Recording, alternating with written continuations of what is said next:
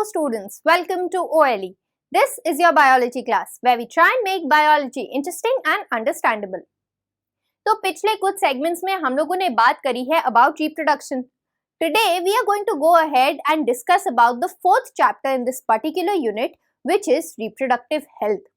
देखो अब reproduction की तो इतनी बात कर ली है, अब हम लोगों को जानना चाहिए कि reproduction से related health को कैसे maintain किया जाए, right? So that is exactly what we are going to deal with in this particular chapter. First of all, ये जो reproductive health term है, ये actually क्या-क्या include करती है अपने अंदर? It is not simply about the health of the reproductive organs. ऐसा नहीं है कि males में testes, females में ovaries healthy हो तो reproductive health achieve हो गई. No, it is beyond that also. WHO के according reproductive health अपने अंदर undertake करती है overall well-being को. Overall well-being as in not only physical but also social, emotional, behavioral, all of these aspects are taken into consideration when we are talking about reproductive health, right? तो physical तो होना ही चाहिए, हमारे reproductive organs healthy होने चाहिए, we should maintain personal hygiene of the reproductive organs, they should be disease free, right?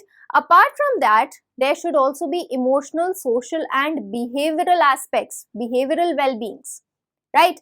तो जैसे कोई भी social stigma है, misconceptions है related to sex, related to pregnancy, जैसे adolescence में बहुत सारे misconceptions होते हैं, right? So all these misconceptions इनको clarify कर दिया जाए, then the person is said to be reproductively healthy.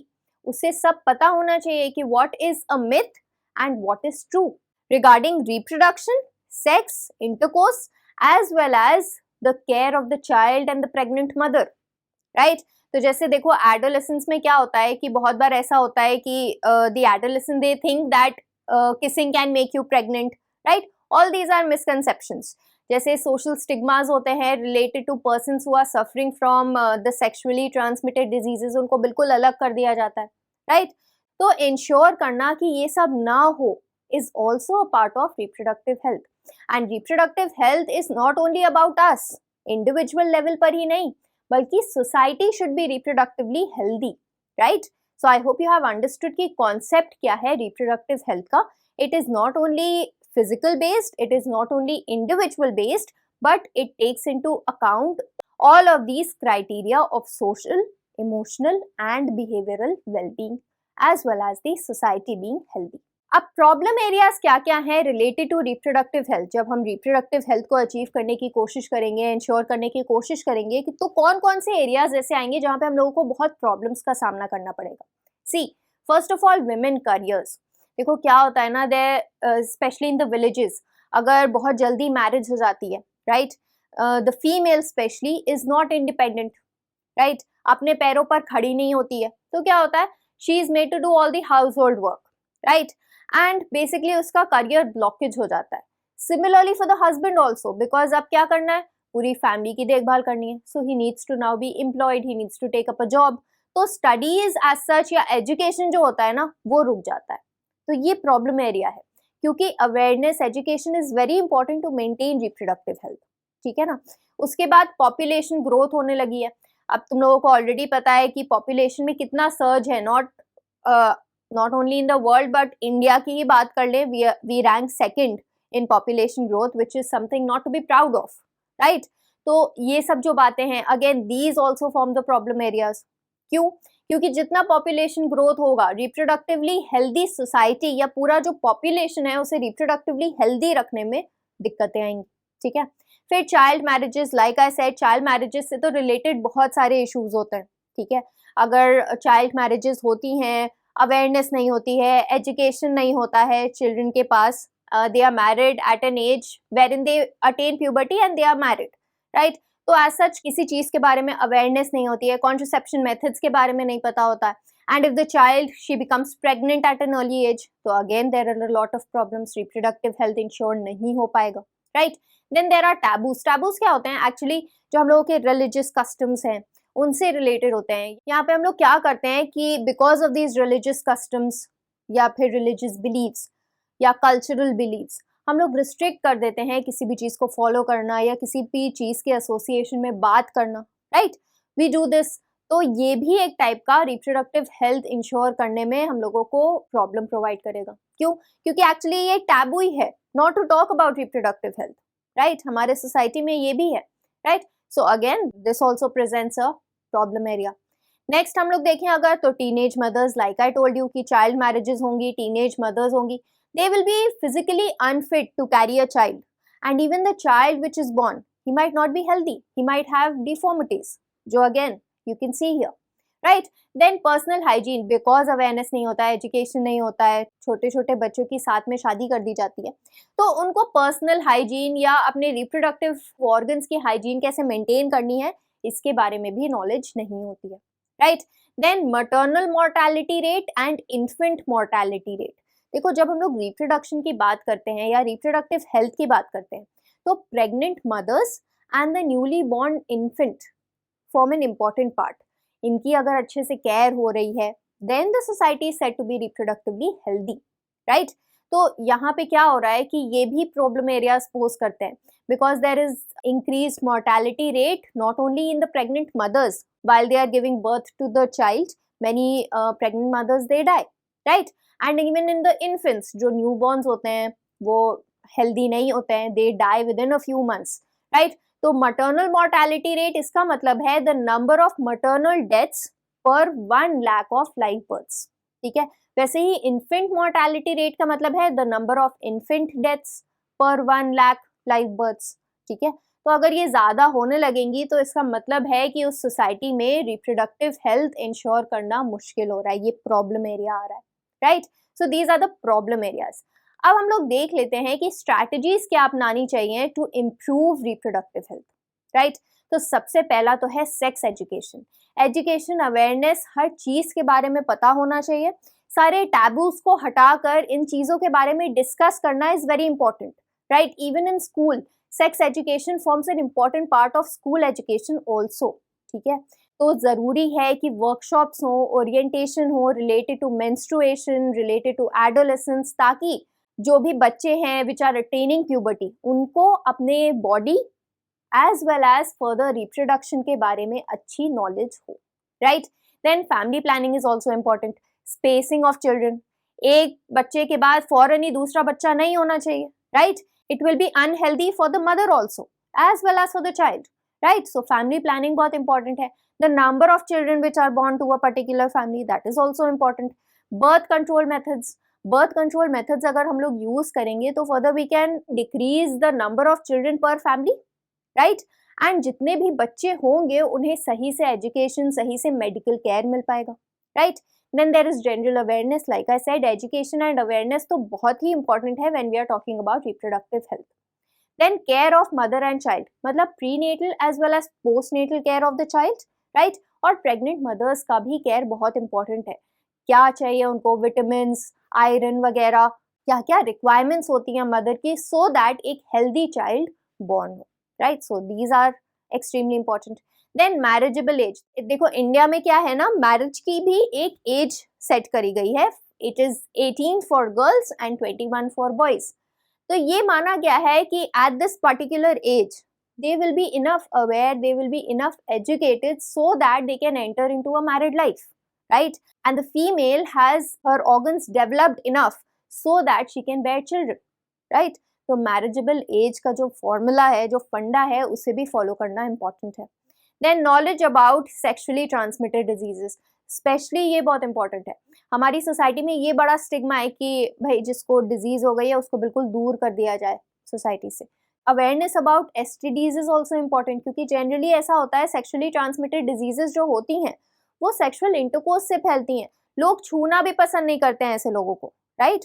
So all these misconceptions need to be cleared off, right? Then there is also research, reproductive health के लिए क्या क्या research हो सकती है, क्या क्या इम्प्रूवमेंट्स हो सकती हैं टेक्नोलॉजी में, all that is also a part of strategy to ensure reproductive health. Next we move on to the sources for creating awareness. See, like I told you, education, awareness, ये दोनों बहुत important root causes हैं of maintaining, ये दोनों बहुत important factors हैं if we are to ensure reproductive health, right? तो कौन कौन से सोर्सेज से अवेयरनेस या एजुकेशन फैलाया जा सकता है? First of all parents, friends, teachers, ठीक है, 1-on-1 बात की जा सकती है with the teachers, with the parents, with friends, जिससे भी कंफर्टेबल हो कोई भी एडोलेसेंट या फिर कोई भी adult, right. Audio visual aids के थ्रू बताया जा सकता है। एड्स में तुम लोगों ने बहुत देखा होगा advertisements related to family planning, right, as well as reproductive health, as well as the use of contraceptives, ठीक है, so all these can be done. Then government and non-governmental organizations, they are also working towards ensuring reproductive health, awareness provide करना, education provide करना, not only regarding sexual intercourse but also pregnancy, about child care कैसे करना है, about breastfeeding, right, contraceptives, even sexually transmitted diseases के बारे में, कौन कौन सी ऐसी टेक्नोलॉजीज हैं जो यूज की जा सकती हैं if a particular couple is not able to bear children, right. उन सब का awareness is given through governmental as well as non governmental organisation. Then obviously newspapers, हम लोग न्यूज़पेपर्स एज सच रोज पढ़ते हैं, उसमें भी अवेयरनेस क्रिएट की जा सकती है related to reproductive health issues. Next we move on to target groups. Basic target groups क्या होने चाहिए सो दैट सोसाइटी में रिप्रोडक्टिव हेल्थ इंश्योर की जा सके।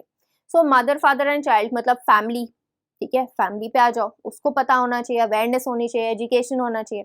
प्रेग्नेंट वुमेन स्पेशली, क्योंकि प्रेग्नेंट वुमेन के केयर से ही प्रीनेटल केयर जुड़ा हुआ है, बच्चे का केयर जुड़ा हुआ है, right. So pregnant women is one of the target groups.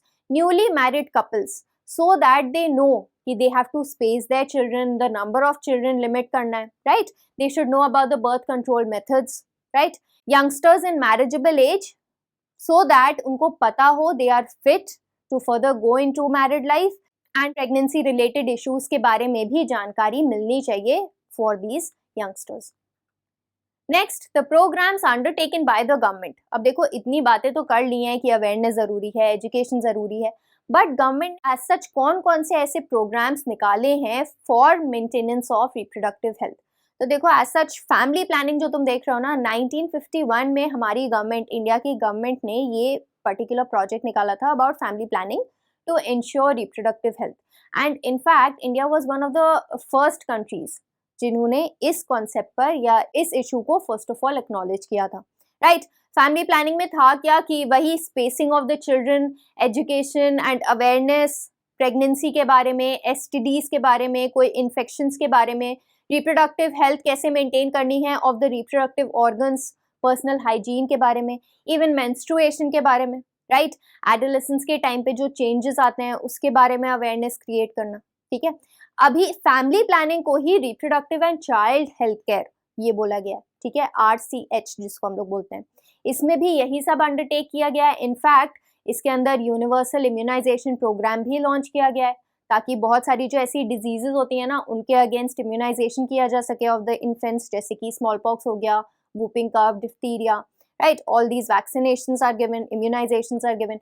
Then healthcare centers in community development blocks, healthcare centers बनाए गए हैं अलग अलग developmental blocks में, ठीक है। health centers का काम क्या है, देखो midwives को ट्रेन करना, ठीक है, ताकि जो भी हैंडलिंग हो इन्फेंट्स का या फिर बर्थिंग प्रोसेस जो हो उसके बारे में अच्छे से जानकारी हो, राइट।